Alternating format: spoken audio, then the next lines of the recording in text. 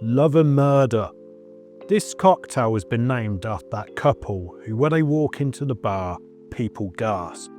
By 9 PM, they're both super drunk, shouting and screaming about a WhatsApp message or an apparent act of over-friendliness. Next thing, she's springing across the table like a rabid Wolverine, only for them to make up minutes later and chats about their bright future together until round 2 kicks off, where the bouncer finally launches them out onto the street to tears and the symphony of police sirens.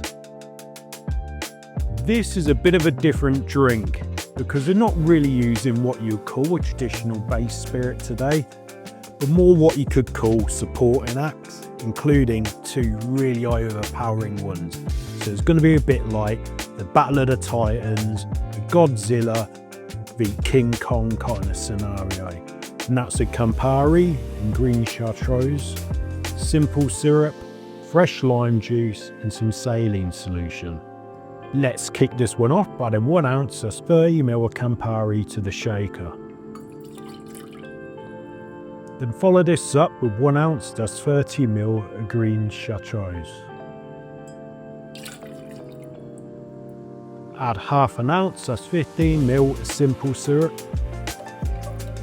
Follow this up with 1 ounce, that's 30 ml of fresh lime juice. Lastly, add 4 drops of saline solution. Add ice, and then we want to shake this around 11 to 13 seconds. History-wise, this cocktail was created by Nick Bennett at the Porchlight Bar in New York City. Double strain this into a coupe glass. Cocktail has no garnishes, but feel free to add a cherry. The taste test. This is good. It's a bit on the sweet side though. The Green Chartreuse wins the battle against the Campari in my opinion, but you can pick up on some of the good elements of the Campari. But you do get a lot of those herbal notes coming through, and it's a bit licoricey, a bit fennelly. The lime anchors this drink and is a real big winner in it all, and it keeps it in a really good direction. The syrups definitely do some pulling there because it is quite a sweet drink. But this is like a really decent drink and it's super easy to drink.